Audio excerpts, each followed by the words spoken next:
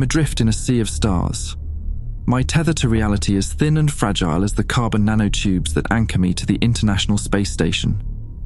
The vastness of space stretches before me, an inky canvas punctuated by pinpricks of light, each one a sun, a potential harbour for life, for mysteries beyond our comprehension. But it's not the stars that hold my gaze. It's the anomaly, a distortion in the fabric of space-time, barely visible to the naked eye, but unmistakable on our instruments. It hovers near the moon, a shimmering mirage that defies explanation. We've been tracking it for weeks now, this impossible object that shouldn't exist. And with each passing day, I feel the weight of discovery pressing down on me, a gravitational force as inexorable as the pull of a black hole. My name is Dr. Nikolai Volkov. The year is 2031, or at least it was when we first detected the anomaly. Time, as it turns out, is a fickle thing up here in the void. But I'm getting ahead of myself. To understand the enormity of what we've discovered, of what's happened to us, you need context. You need to know about the world we left behind, the one that now feels as distant and unreachable as the galaxies I study. Earth in 2031 was a world of contradictions. We'd made incredible strides in some areas: clean energy, medical technology, space exploration. Fusion reactors were no longer the stuff of science fiction. They powered entire cities with clean, near-limitless energy. The green revolution of the late 2020s had pulled us back from the brink of climate catastrophe, though the scars of our near miss with environmental collapse were still visible in the form of massive seawalls protecting coastal cities and vast swathes of rewilded land where suburbs once stood. Quantum computing had revolutionized everything from drug discovery to financial modeling.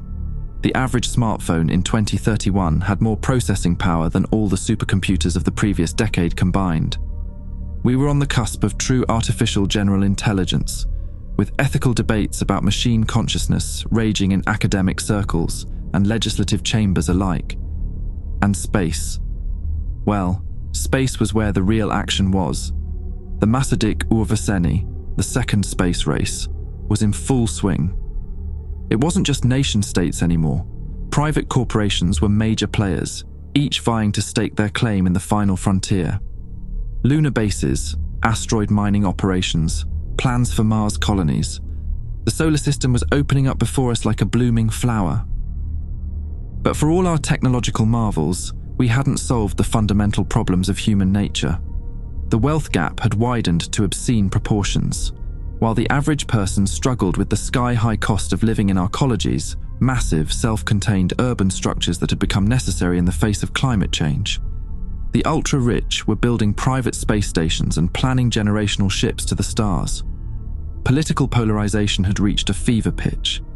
The United States, once the self-proclaimed leader of the free world, was a fractured nation, with several states in various stages of secession.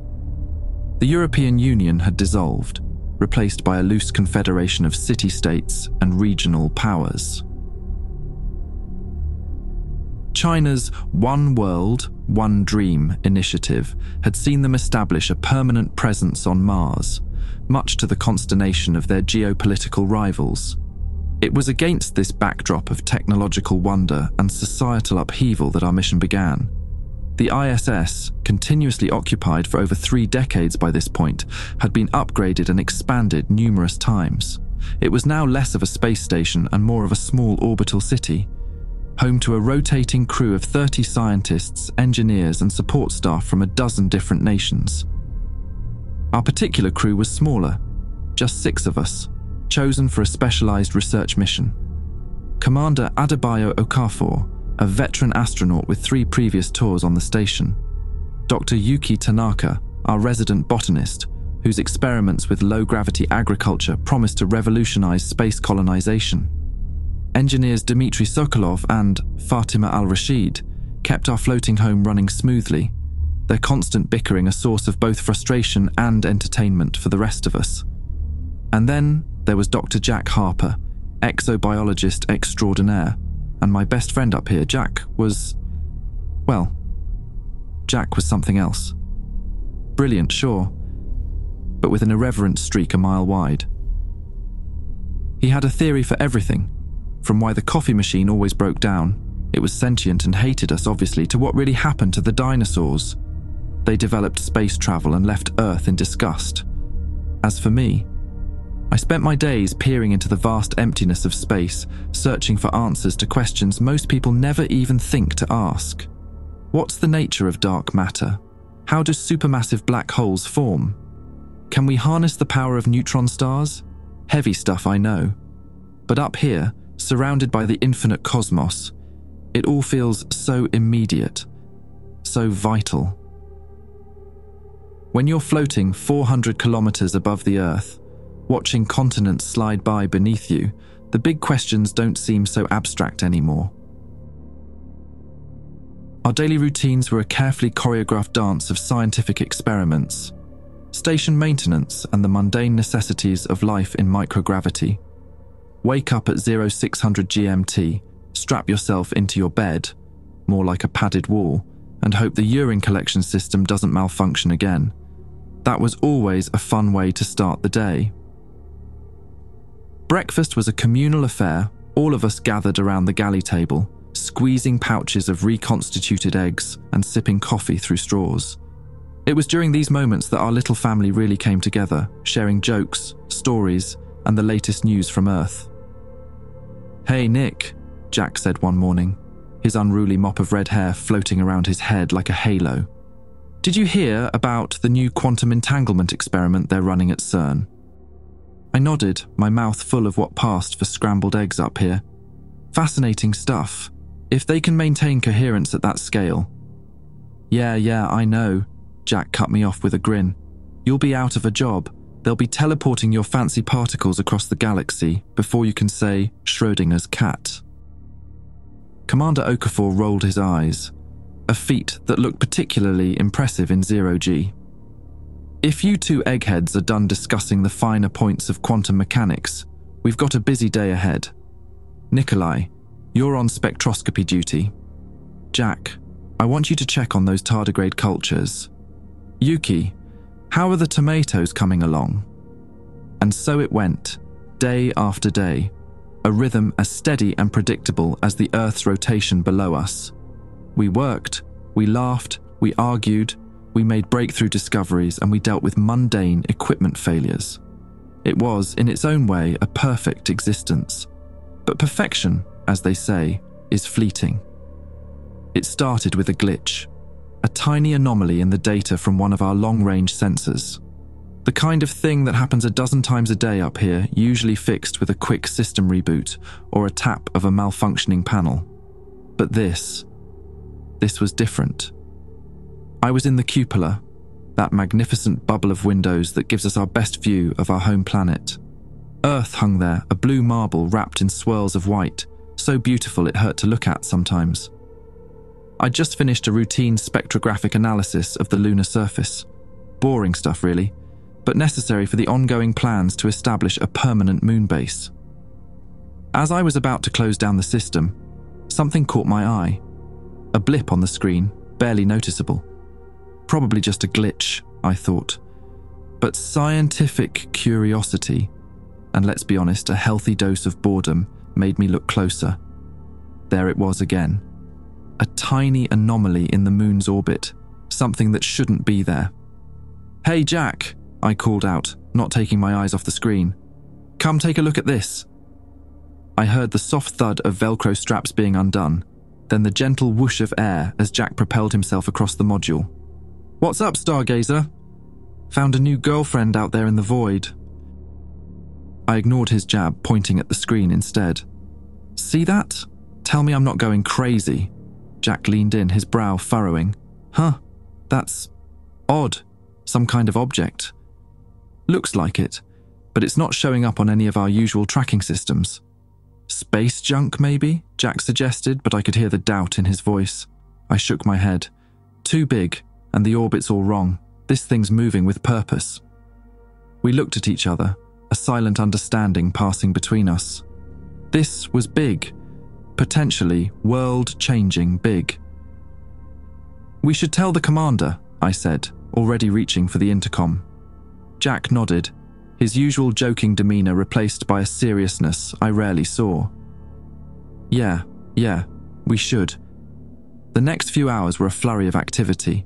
Commander Okafor immediately contacted Mission Control, relaying our findings and requesting further instructions.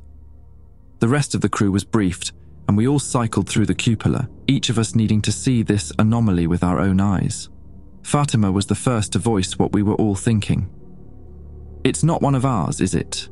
Not American, not Russian, not Chinese. Commander Okafor shook his head, his expression grim. Mission Control says no. Whatever this thing is, it's not from Earth. A heavy silence fell over us. The implications were staggering. After decades of searching, of listening to the cosmos for any sign that we weren't alone, had first contact finally arrived? And if so, why here? Why now?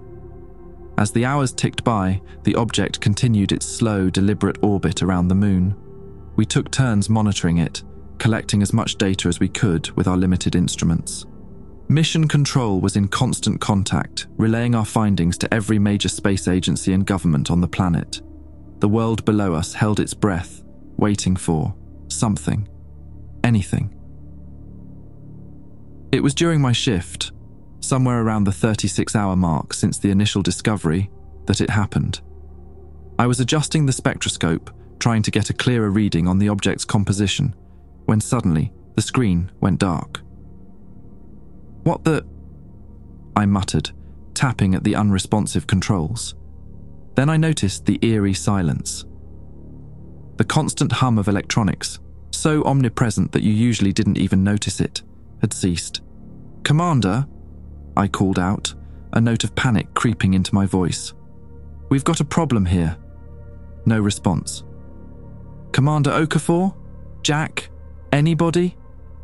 Nothing but silence. I pushed off from the cupola, floating through the modules in search of my crewmates. I found them in the main laboratory, all frozen in place like some bizarre tableau. Commander Okafor was mid-gesture, his mouth open as if caught in the middle of giving an order. Yuki had a vial of some clear liquid suspended in front of her, tiny droplets hanging in the air. "Hey!" I shouted, waving my hand in front of Jack's face. No response, not even a blink. Fear, cold and primal, gripped my chest. What the hell was happening? I made my way to the communication panel, frantically trying to establish contact with Mission Control. Static. Just endless, mocking static. As the adrenaline faded, I became aware of a strange sensation, or rather, a lack of sensation. The subtle vibrations of the station's systems, the background noise of life support and experiments, all gone. It was as if the ISS itself had become a dead thing, drifting lifelessly through space. I don't know how long I floated there, trapped in that moment of frozen time. Minutes, hours. There was no way to tell. The Earth continued its stately rotation below us, maddeningly normal in the face of this impossibility. And then, as suddenly as it had begun, it ended. A cacophony of alarms blared to life, making me jump. The lights flickered, then stabilized, and my crewmates. They simply resumed their actions as if nothing had happened. "Need to boost our signal strength," Commander Okafor was saying, completing the gesture I'd seen frozen in time. "Nikolai, what do you think about..." He stopped, noticing my wild-eyed expression. "Dr. Volkov? Are you all right?" I opened my mouth to explain, to tell them about the impossible thing that had just happened, but the words wouldn't come. How could I describe something I didn't understand myself? I'm not sure," I managed to stammer out. Something happened." Jack floated over, concern etched on his face. "Nick, you look like you've seen a ghost, man." Before I could respond, Dimitri's voice crackled over the intercom. "Commander! We've got Houston on the line." They sound worried. Commander Okafor frowned, moving towards the comm panel. patch them through. The voice that came through was tense, bordering on frantic. ISS, this is Houston. Do you copy? Please respond. Houston, this is ISS. We copy. What's the situation? A collective sigh of relief was audible even through the crackling connection. Thank God. Commander Okafor, we've been trying to reach you for over a year. What happened up there? The words hit us like a physical blow. A year? But that was impossible. We'd only lost contact for how long? Minutes, hours at most. As the reality of our situation slowly sank in, I found myself drifting back to the cupola, drawn by some instinct I couldn't name. The Earth hung there, same as always, but something was different. The patterns of lights on the night side had shifted subtly. Cities that should have been dark were ablaze, while others had dimmed. And the moon. I blinked, sure I must be seeing things. But no, it was there. Or rather, it wasn't. The object we'd detected, the anomaly that had started all this, was gone without a trace. In the days that followed, we pieced together what had happened, or at least what the rest of the world thought had happened. To everyone on Earth, the ISS had simply vanished. One moment we were there, transmitting data and carrying out our mission. The next, nothing but empty space where a state-of-the-art space station should have been. Search and rescue missions were launched. Conspiracy theories ran wild. Some claimed we'd been abducted by aliens, others that we'd fallen victim to some classified military experiment gone wrong. As the weeks turned to months, hope faded. Memorial services were held, our families mourned. And then, 372 days after we'd disappeared, we simply popped back into existence, as if nothing had happened. The scientific community was baffled. Every instrument, every computer log on the station showed that no time had passed for us. By all accounts, we had experienced some kind of localized time dilation effect, but on a scale that defied all known laws of physics. Of course, I knew differently. Those frozen moments, that emptiness, they had been real. But how could I explain it? Who would believe me? As we prepared for our return to Earth, a bittersweet homecoming to a world that had moved on without us, I found myself back in the cupola one last time. The moon hung there, serene and unchanged, keeping its secrets. But as I watched, for just a moment, I thought I saw something. A flicker of movement, a distortion in the fabric of space itself. And I knew, with a certainty that chilled me to my core, that whatever had taken us wasn't done. This wasn't an ending. It was just the beginning. The debriefings were endless. Every government agency, every scientific institution wanted a piece of us. We were poked, prodded, scanned, and interrogated until I felt like a lab rat in some cosmic experiment. But no matter how many times we told our story, no matter how many experts analyzed our data, no one could explain what had happened to us. The anomaly remained just that, an anomaly, a blip in the fabric of reality that defied explanation. Months passed. The world moved on, as it always does. New crises emerged, new wonders were discovered.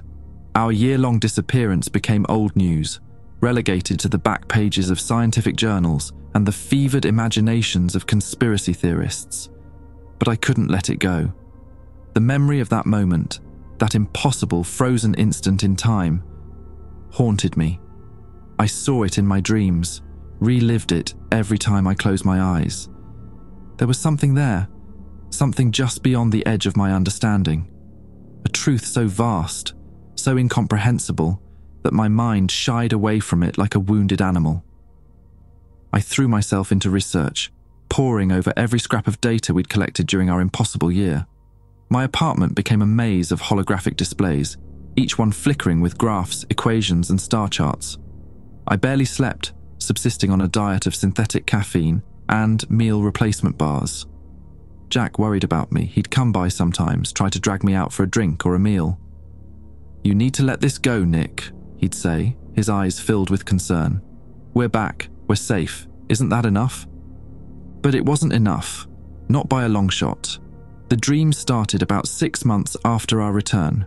Vivid, hyper-real visions that left me gasping and drenched in sweat. In them, I was back on the ISS, floating in the cupola. But the Earth below was wrong. Continents in the wrong places, oceans where there should be land. And always, that shimmering distortion near the moon, pulsing like a beacon. I'd wake up with equations dancing in my head, fragments of some greater truth that slipped away as consciousness reasserted itself. I started keeping a notebook by my bed, scribbling down whatever I could remember before the dreams faded. It was on one of these nights, as I squinted at my own barely legible handwriting, that I had my breakthrough. The numbers. They weren't random. There was a pattern there, a rhythm to the madness. I grabbed my tablet, fingers flying over the screen as I input the data. Holy shit, I breathed, watching as the model took shape before my eyes. It was beautiful, a fractal pattern of interlocking dimensions, each one nested within the other like some cosmic Russian doll.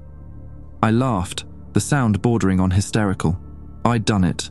I'd found the key to understanding what had happened to us. The next few weeks were a blur of frantic activity. I reached out to colleagues, called in favors, pieced together a team of the brightest minds I could find.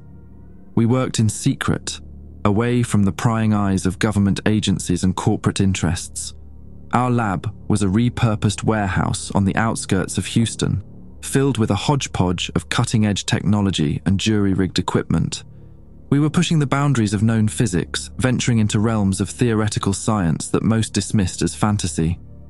But I knew we were on the right track.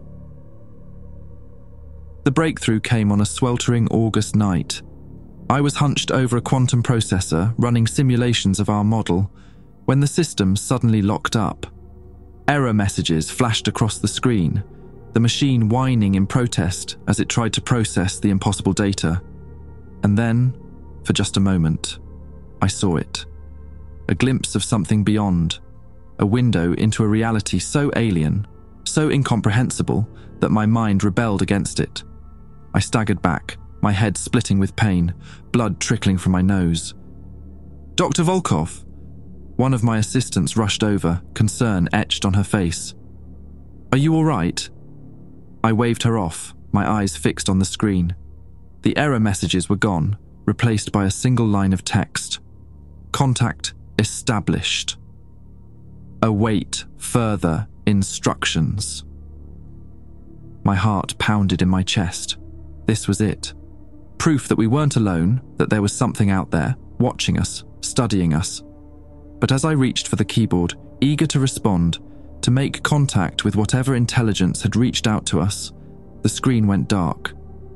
The entire lab plunged into darkness, the hum of equipment fading to silence. For a moment, I was back there. Back in that frozen instant on the ISS, suspended between heartbeats in a moment of impossible stillness. And then the lights flickered back to life, the machines whirring as they rebooted. But the message was gone, leaving no trace in our systems. Had I imagined it? Was I finally cracking under the strain, my mind conjuring phantoms to justify my obsession? No, it had been real. I was sure of it. The next few days were a frenzy of activity. We ran test after test, trying to recreate the conditions that had led to our brief moment of contact. But whatever window had opened between our world and whatever lay beyond had closed. I was frustrated, angry at myself for not being quicker, for not finding a way to maintain the connection. But more than that, I was afraid, because now I knew, beyond a shadow of a doubt, that we weren't alone. And whatever was out there, whatever had taken us for that lost year, was far beyond our comprehension. It was Jack who finally pulled me back from the brink. He showed up at the lab one night, a bottle of expensive bourbon in hand. "Enough," he said, his voice gentle but firm. "You need a break, Nick. Come on, let's get some air." I wanted to argue, to tell him I was close, so close to unraveling the mystery. But the concern in his eyes, the weariness in his stance made me pause. When was the last time I'd slept? eaten a proper meal. I couldn't remember. We ended up on the roof of the warehouse, passing the bottle back and forth as we stared up at the star-strewn sky. The night was clear, the Milky Way a glittering ribbon across the heavens. "You know," Jack said, his words slightly slurred, "I've been thinking about that old saying. We are all made of stardust." I snorted. "Little on the nose, don't you think? Couple of washed-up astronauts, drinking on a roof, talking about stars." He laughed, the sound warm and genuine. "Maybe. But think about it, Nick.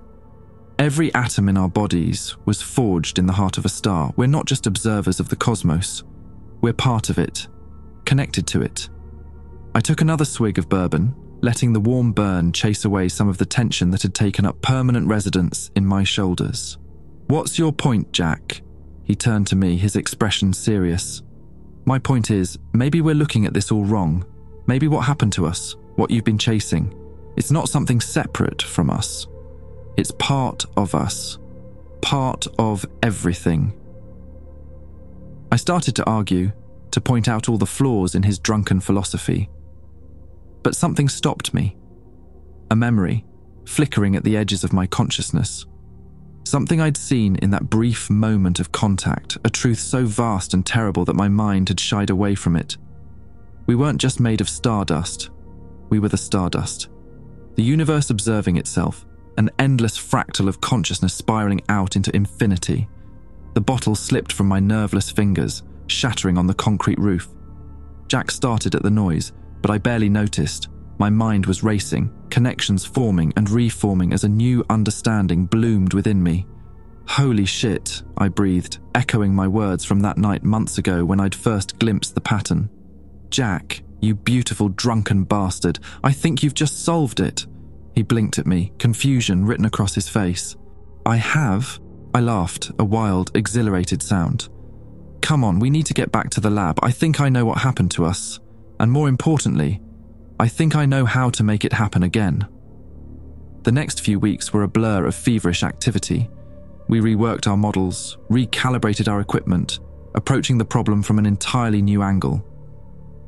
Instead of trying to peer into some external reality, we turned our gaze inward, probing the very fabric of space-time itself. It was slow going at first. We hit dead end after dead end, each failure threatening to crush the fragile hope that had taken root in my chest. But I refused to give up. I knew we were close. I could feel it, a tension in the air like the moment before a thunderstorm breaks. And then, on a quiet Sunday morning, it happened. I was alone in the lab, running one last simulation before calling it a night. The quantum processor hummed softly, crunching through calculations at a rate that would have been impossible just a few years ago. At first, I didn't notice anything unusual. The data scrolled across my screen, a river of numbers and symbols that had become as familiar to me as my own reflection. But then, slowly, I began to see the pattern emerging. It was beautiful. A fractal geometry of impossible complexity, each layer revealing new depths, new dimensions. I leaned in closer, my breath fogging the screen as I tried to take it all in. And then, between one heartbeat and the next, I was somewhere else. I floated in an endless void, my body gone, my consciousness expanded to encompass everything. I saw the birth and death of stars, the dance of galaxies, the intricate web of dark matter that held the universe together. And I saw us, humanity, a bright point of awareness in the vast tapestry of existence. But we weren't alone. There were others out there, intelligences so vast and alien that trying to comprehend them was like an ant trying to understand the stock market. They moved through dimensions beyond our understanding, shaping reality itself to their will. And they were aware of us, had always been aware of us. The anomaly, our lost year, it hadn't been an accident. It had been a test, a probe sent by these cosmic intelligences checking to see if we were ready. Ready for what? I couldn't begin to imagine. I don't know how long I floated there, suspended in that state of expanded awareness. Time had no meaning in that place beyond places. But eventually, slowly, I felt myself being pulled back. Back to my body. Back to the lab. back to the narrow slice of reality that we call home. I came to with a gasp, my lungs burning as if I'd been holding my breath for hours. My muscles screamed in protest as I tried to move, my body stiff as if I'd been frozen in place. The lab was dark, emergency lighting casting everything in a dim red glow. Alarms blared, the air thick with the acrid smell of burnt electronics. I staggered to my feet, my head spinning as I tried to make sense of what had happened. How long had I been gone? I fumbled for my phone, squinting at the too bright screen, and felt my heart skip a beat as I saw the date. 3 months. I'd been gone for 3 months. As the implications of that sank in, I became aware of a commotion outside the lab, voices shouting and the sound of running feet. The door burst open, and there was Jack, his face pale and drawn, dark circles under his eyes. He stared at me for a long moment, disbelief warring with hope on his face. "Nick," he whispered, his voice cracking. "Is that really you?" I opened my mouth to respond, to try and explain what had happened, but the words wouldn't come. How could I possibly describe what I'd seen, what I now understood? In the end, I just nodded, holding out my arms. Jack rushed forward, enveloping me in a bear hug that threatened to crack my ribs. "You bastard," he muttered into my shoulder, his body shaking with what might have been laughter or sobs. "You stupid, brilliant bastard, what did you do?" I pulled back, meeting his gaze. And in that moment, I made a decision that would change everything. "I found them, Jack," I said, my voice hoarse from disuse. "I found what took us, and they're coming back, for all of us." Jack's eyes widened, a mix of fear and excitement dancing across his face. "What? What do you mean? Who's coming back?" I shook my head, a rueful smile tugging at my lips. "Not who. What? And trust me, you wouldn't believe me if I told you. But I can show you. I can show everyone." I turned back to the quantum processor, my fingers flying over the keyboard as I input the equations that were now burned into my mind. The machine hummed to life, the screen flickering as it processed the impossible data. "Nick, what are you doing?" Jack's voice was tense, worry evident in every syllable. "Maybe we should wait, call in the others, think this through." But it was too late. The screen flared with blinding light, and I felt that familiar sensation of expansion, of consciousness stretching beyond the confines of my physical form. This time, though, I wasn't alone. I could feel Jack beside me, his presence a familiar anchor in the vast sea of awareness we now inhabited. And beyond him, spreading out in ever-widening circles, I felt others. The rest of our team, the people in the building, the city, the world, all of humanity linked in a moment of cosmic revelation. I don't know how long we floated there, suspended between heartbeats in that eternal instant. But when we came back, when reality reasserted itself with a violence that left us all gasping and disoriented, I knew that everything had changed. We had seen, we had understood, and now we had to prepare, because they were coming. The entities that had taken us, that had tested us, were returning. And this time, it wasn't just the ISS they were interested in. It was all of us. As the world reeled from the aftermath of our shared vision, as governments scrambled to make sense of what had happened and religious leaders proclaimed the end times, I found myself strangely calm. I knew what was coming. I understood in a way that defied explanation that this was always meant to happen. We were standing on the threshold of a new era, an era where humanity would take its place among the cosmic intelligences that shaped the very fabric of reality. But first, we had to survive the coming storm. I looked at Jack, saw the same mixture of fear and determination in his eyes that I felt in my own heart. We had work to do, a world to prepare, a future to shape. "Ready for one last mission, old friend?" I asked, holding out my hand. Jack grinned, clasping my hand in his. "Always, Stargazer, always." And so we set out, two aging astronauts turned prophets of a new age, to prepare humanity for what lay ahead. The anomaly that had started it all, that impossible object orbiting the moon, had been just the beginning. The real journey was only just starting. As I stand here now, looking up at the night sky, I can't help but feel a sense of anticipation. The stars seem brighter somehow, more alive. And somewhere out there, beyond the limits of our perception, I know they're waiting for us to take our first steps into a larger universe. The void equation has been solved. The cosmic dance continues. And we, at long last, have been invited to join.